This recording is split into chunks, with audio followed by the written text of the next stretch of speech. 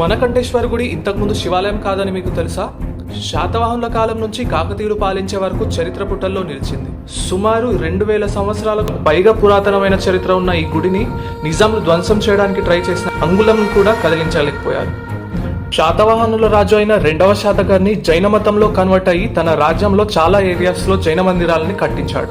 అప్పట్లో ఇంద్రపురిగా పిలువబడే ఇప్పుడున్న నిజామాబాద్ లో జైన మందిరాన్ని ఈ గుడి ప్లేస్ లో కట్టించాడు. ఆ టైంలో ఈ గుడిని మెడిటేషన్ కి యూజ్ చేసేవారంట. గుడికి రెనోవేషన్ చేస్తున్న టైంలో శివలింగం స్వయంభూగా వెలిసిందని చెప్తుంటారు. కాకతీయుల కాలం నాటికి ఈ గుడిని పూర్తిగా శివాలయంగా చేశారు. చరిత్ర ప్రకారం కాకతీయులే గర్భగుడిని గోపురాన్ని నిర్మించారని ఆర్కిటెక్చర్ స్టైల్ చూస్తే మనకు తెలుస్తుంది.